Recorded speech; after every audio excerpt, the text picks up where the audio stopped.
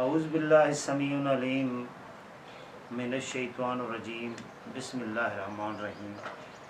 ناظرین، ہم سورہ توبہ کا ترجمہ تلاوت کر رہے ہیں اور آیت نمبر 61 سے سٹارٹ کر رہے ہیں۔ یہاں اللہ تعالیٰ فرما رہے ہیں اور ان میں ایسے لوگ بھی ہیں جو دکھ دیتے ہیں نبی کو اور کہتے ہیں کہ وہ کانوں کا کچا ہے۔ یعنی دیکھیں کہ اللہ تعالیٰ کیا فرما رہے ہیں کہ جس نبی پر انہوں نے کلمہ پڑھا ہے نبی مان کر، وہ منافق لوگ ان کے لیے کہتے ہیں کہ یہ کانوں کا کچا ہے۔ کانوں کا کچے ہونے کا مطلب یہ ہے کہ جو بندہ بھی اس سے بات کرتا ہے وہ اس کی بات مان لیتا ہے۔ یہ ایک نٹوریس ورڈ ہے کہ ہر بندے کی ہر بات مان لینا، اور یہ الفاظ یوز کرنا اپنے نبی کے لیے، اور وہ لوگ استعمال کر رہے تھے جو صحابیوں کے لسٹ میں تھے، چاہے وہ نام ہی کا انہوں نے کلمہ پڑھا ہوا تھا، لیکن کلمہ تو پڑھا تھا، نبی کے ساتھ انہوں نے وقت گزارا ہے، اور یہ الفاظ وہ یوز کر رہے ہیں۔ آپ خود اندازہ لگائیں کہ پھر ان صحابیوں کا ایمان کیا ہوگا۔ پھر آگے اسی آیت کو اللہ تعالیٰ یوں بتا رہے ہیں، کہہ دیجئے کہ وہ کان لگا کر سنتا ہے تمہاری بھلائی کو اور ایمان رکھتا ہے اللہ پر اور اعتماد رکھتا ہے مومنوں پر، اور سراپا رحمت ہے ان لوگوں کے لیے جو اہل ایمان ہے تم میں سے۔ یعنی پھر اللہ تعالیٰ فرما رہے ہیں کہ اگر آپ ان کو بتا دو کہ اگر یہ کانوں کا کچا ہوں میں، تو وہ کیوں کہ یہ تمہاری بھلائی کے لیے۔ وہ حضور صلی اللہ علیہ وسلم کے پاس آتے تھے، اپنے دکھ سناتے تھے کہ ہمارے پاس یہ نہیں ہے، یہ نہیں ہے۔ حضور صلی اللہ علیہ وسلم مال غنیمت میں سے ان کو مال دے دیتے تھے۔ ابھی جو لوگ چاہے ان کے گھر کے اندر کچھ ہو بھی، آگے کسی کے آگے رونا شروع کر دیں گے، اور وہ بھی نبی کے آگے رونا شروع کر دیں، کیونکہ حضور صلی اللہ علیہ وسلم صرف نبی نہیں تھے لیکن وہاں ریاست مدینہ کے امیر بھی تھے۔ ان کے پاس مال غنیمت آتا تھا، جمع ہوتا تھا، اور وہ ان کی تقسیم کرتے تھے، تو لوگ اس مال کے لینے کی وجہ سے اس کو اپنے دکھڑے سناتے تھے، اور حضور صلی اللہ علیہ وسلم ان کے دکھڑے سن کر ان کو وہ مال دے دیتے تھے۔ ابھی جس کو مل جاتا تھا اور کسی کو نہیں ملتا تھا، جس کو نہیں ملتا تھا وہ کہتا تھا یہ کانوں کا کچا ہے، اس کو اس نے دے دیا، مجھے کچھ نہیں دیا۔ یہ کیوں ہو رہا تھا؟ یہ صرف مال غنیمت کی وجہ سے۔ یہ پیسہ ایسی چیز ہے۔ تو اللہ تعالیٰ فرما رہے ہیں کہ یہ اگر کان لگا کر کسی کی بات سنتا ہے تو وہ بھی تمہاری بھلائی کے لیے، یعنی اس کی بھلائی چاہتا تھا اور اس کو اس نے کچھ دے دیا، اور ایمان رکھتا ہے اللہ پر، یعنی اللہ کی باتوں پر وہ یقین رکھتا ہے۔ پھر آگے اللہ تعالیٰ فرمائے اعتماد رکھتا ہے مومنوں پر، یعنی مومنوں کی بات پر اس کو اعتماد ہے کہ جو یہ بات کر رہا ہوگا یہ بالکل درست کر رہا ہوگا۔ ابھی مومن کے دل کے اندر کوئی چور چھپا ہوا ہے تو یہ کوئی اور بات ہے، لیکن نبی ہر مومن جو ایمان والا مسلمان تھا اس کی بات پر یقین کرتا تھا کہ یہ بات ٹھیک کر رہا ہوگا۔ ابھی جو جس طرح کی وحیاں آتی تھی پھر پتہ چلتا ہے کہ یہ بات غلط کر رہا تھا یا صحیح کر رہا تھا، لیکن اس طرح کسی کو نہیں پتہ چلتا، چاہے وہ حضور صلی اللہ علیہ وسلم نبی بھی تھے، لیکن جو بندہ جس طرح کی بات کرتا تھا حضور صلی اللہ علیہ وسلم اس پر اعتماد کر لیتے تھے کہ یہ بات درست کر رہا ہوگا۔ اگر اس کے پیچھے کا سارا پتہ ہوتا پھر تو وہی پکڑ لیتا کہ ہاں بھائی تم تو جھوٹ بول رہے ہو، اس طرح کی تو بات ہی نہیں ہے۔ لیکن نبی کو بھی اس طرح اتنا نہیں پتا ہوتا۔ جب وحی آ جاتی ہے کسی کے بارے میں کہ یہ بندہ جھوٹا ہے، اس کے لیے تو بندہ بول سکتا ہے کہ بھائی تیرے پر وحی آ گئی ہے، تم تو جھوٹ بول رہے ہو، لیکن باقیوں کو نہیں پتا چلتا۔ تو پھر اللہ تعالیٰ فرما رہے ہیں کہ اعتماد رکھتا ہے مومنوں پر اور سراپا رحمت ہے، ان لوگوں کے لیے جو اہل ایمان ہے تم میں سے جو ایمان والے ہیں ان کے لیے یہ نبی رحمت ہے، ان کے لیے یہ رحمت ہے اور ان کے لیے اچھا سوچ رہا ہے۔ آگے پھر اللہ تعالیٰ اسی آیت کو یوں کنکلوڈ کر رہے ہیں کہ جو لوگ دکھ دیتے ہیں اللہ کے رسول کو ان کے لیے دردناک سزا ہے۔ یعنی اللہ کے رسول کی یہ حیثیت ہے کہ آپ اللہ کے رسول کو دکھ نہیں دے سکتے، اللہ کے رسول کا حکم آپ کو منو ان ماننا پڑے گا۔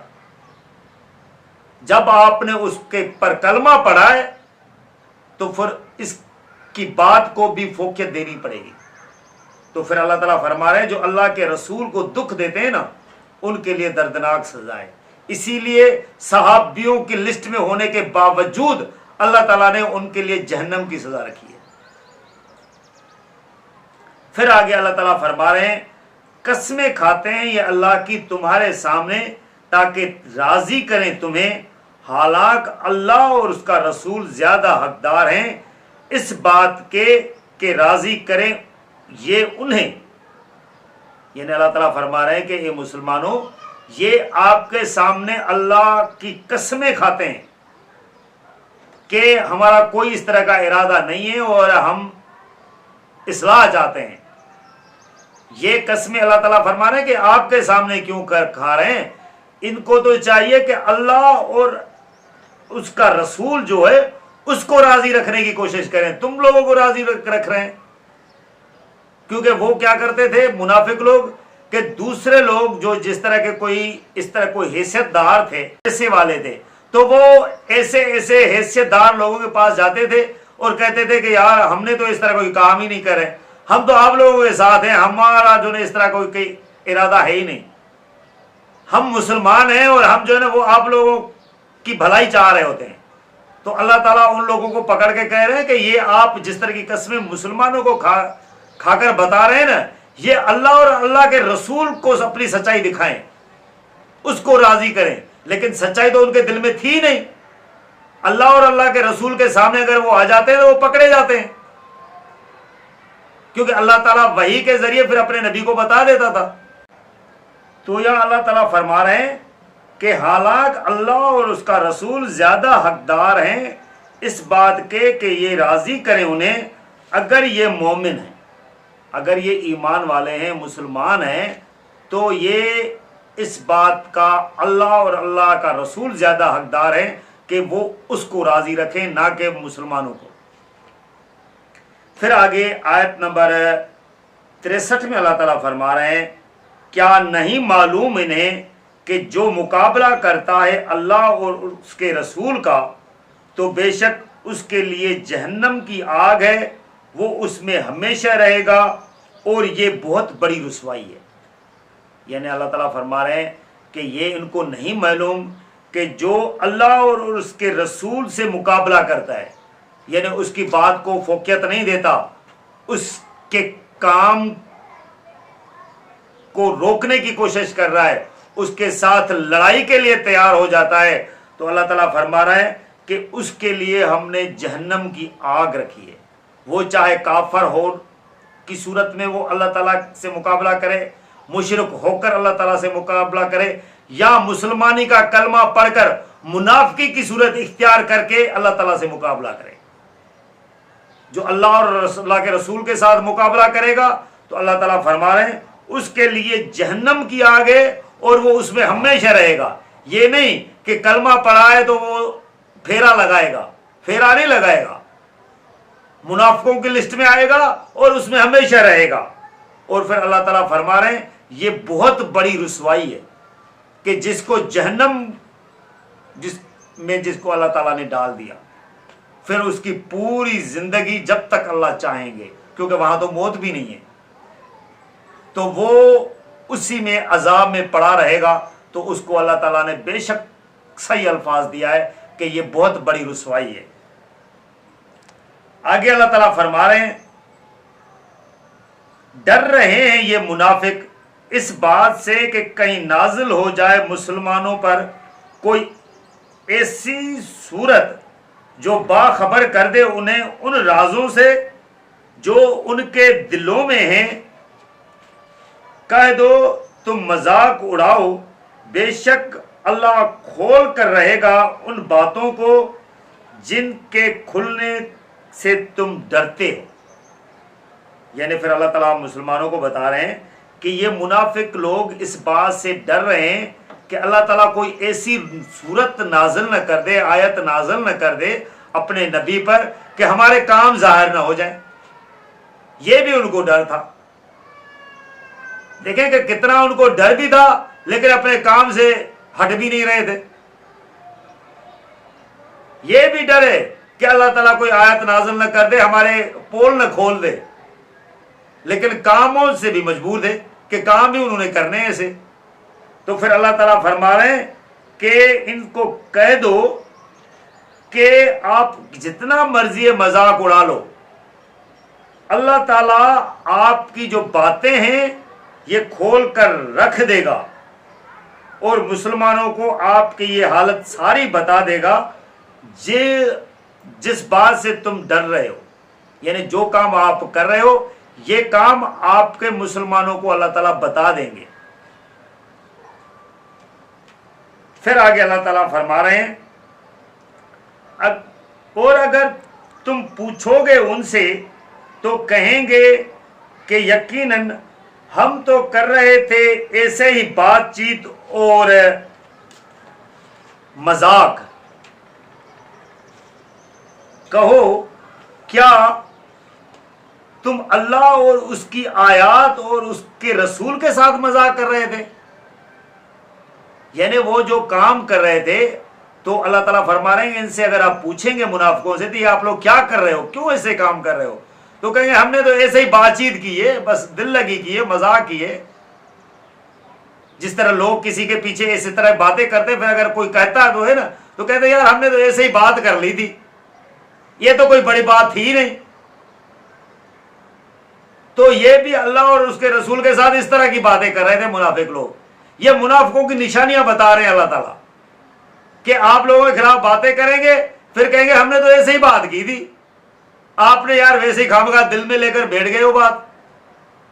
تو یہ وہی باتیں منافق بھی کہہ رہے تھے کہ ہم ایسے ہی بحث و مباحثہ کہہ رہے تھے، بات چیت کر رہے تھے، مذاقاً ایسے بات کر لی تھی۔